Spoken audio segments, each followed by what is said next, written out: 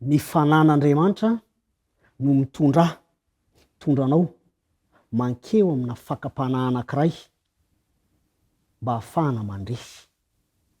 Ndao etsika ambavaka zany satria zany no jerentsika amin'ity fotoana ity. Vavaka isika tompoko.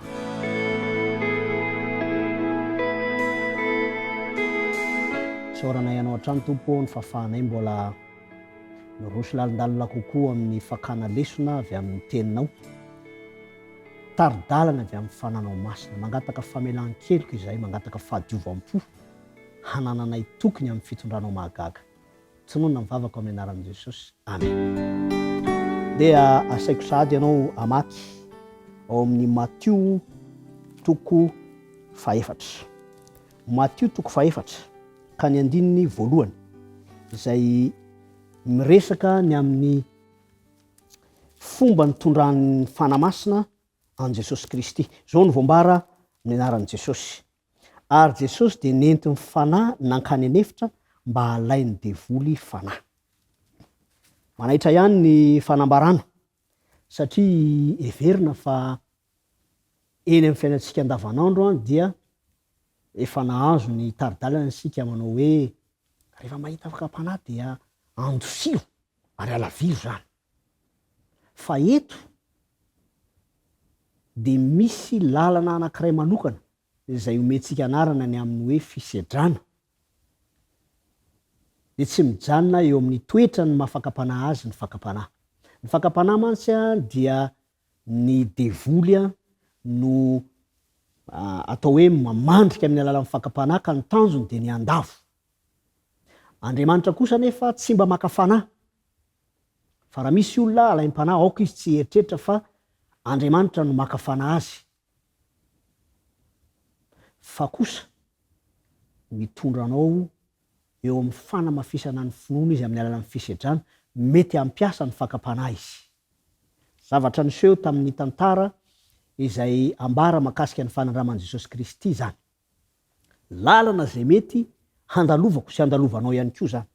Ndeha ho jerentsika ny eo amin'ny Luka toko 4 izay mitantara ihany koa an'io fakapanahy izay nandalovan'i Jesosy Kristy io nitondrany ny fanahy azy. Ny andininy 17. Ary rehefa nahatapitra ny fakapanahy rehetra ny devoly dia nandao azy izy aloha.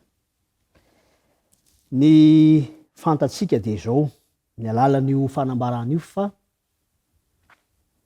ny fakapanahy izay nandalovan'ny Jesosy Kristy dia nandreseny. Ary io fandreseny Jesosy Kristy io, Jesosy Kristy ilay tompo, ary mbola ny fanamasina ihany no mahay mampiaiky asa anao fa izy ny tompo, io fandreseny io no antoky ny fandreseko sy ny fandresenao. Satria ny lafy ny fakapanahy telo izay nandalovan'i Jesosy Kristy dia mahakasika ny fakapanahy izay mety azo atsika tsirairay avy. Ny lafy ny mampalemy atsika manokana satria marefo izy asenao. Zao no fanomezan-toky omen'Andriamanitra rehefa izy no mizaha toetra. Korintianina voalohany toko 10 ka ny andininy 17. Tsy misy fakapanahy mahazo anareo afa-tsy izay zakan'ny olombelona, nefa mahatoky Andriamanitra ka tsy hamelanareo alaim-panahy mihoatra noho izay zakanareo. Fa momba ny fakapanahy dia sy ny lalana ahafahanareo koa azakanareo izany. Isaoran'Andriamanitra fa ny fomba fiasany dia fomba fiasa tsy hamotika fa fomba fiasa haneo sy hitondra asa anao amin'ny fandresena. Ny fanamasina mihitsy no mitondra antsika ho amin'ny fandresena. Tsy mamporisika isika ny amin'ny hoe noho ny hafanam-po dia mety hanao vavaka isika hoe tompo sedrao amin'ny mafy indrindra, na isika misy no andeha hifidy ny karazana fakapanahy tandremo fa mety misy lafiny roa, mety tsy hampety an'izay zavatra izay. Mety ianao ihany no hamaritra ny fakapanahy ho anao zay fakapanahy mety tsy hitondra fanamafisana ho amin'ny finoana satria zay zakanao fotsiny, zay verina fa zaka. Na mety ihany koa hiditra amin'ny zavatra izay tsy amin'ny lalan'Andriamanitra mihitsy, matoky ny fomba fiasan'Andriamanitra. Inona ny antony? Satria rehefa Andriamanitra no mitondra antsika eo amin'ny fakapanahy iray dia tsy ny andavo antsika ny tanjony fa ny ampandresy antsika. Ny antso dia izay voambara ao amin'ny Efesianina 4:4-7.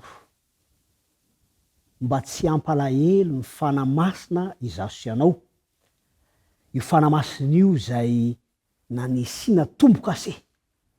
Mety tsy hanana fotoana isika androany resana manokana ny amin'izany hoe tombo-kase izany, fa antso no atao ary hivavaka ho an'izany isika mba hanaiky ny tombotsony amin'ny fafana mandray ny fanan'Andriamanitra, ho taria ny fanamasina, hanana fahendrena, fanapahan-kevitra endry isaky ny ray mandingana, satria programan'Andriamanitra ao amin'ny drafitry ny famonjena ny manao an'i Kristy ho ivony ary ny fanahany ihany koa no mitari-dalana antsika amin'ny marina rehetra, haneo amintsika ny lala marina rehetra, antoka ho amin'ny fiainana sy ny ho avy mandrakizay.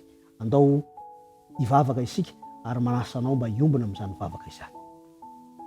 Saorana ianao Tompo ny fafana misitraka amin'ny kalalahana ary tsy vidiana ny tombotsoa ny amin'ny fanamasina. Maimaim-poana nefa tena sarobidy. Koa ataovy tsapanay Tompo ny asarobidiny zany fanomezana avy aminao zany. Tari-dalana anay mandrakariva, ampatanjaka ny fonay na dia mety mandalo fisedrana azy, satria azonay antoka Tompo fa mitondra anay ho amin'ny fandresena mandrakariva ianao amin'ny alalan'ny fananao masina. Ataovy zava-misy eo amin'ny fiainanay zany, hanananay fifaliana sy antoka ho amin'ny mandrakizay. Trononona ny vavaka ao amin'ny anaran'i Jesosy Kristy. Amen.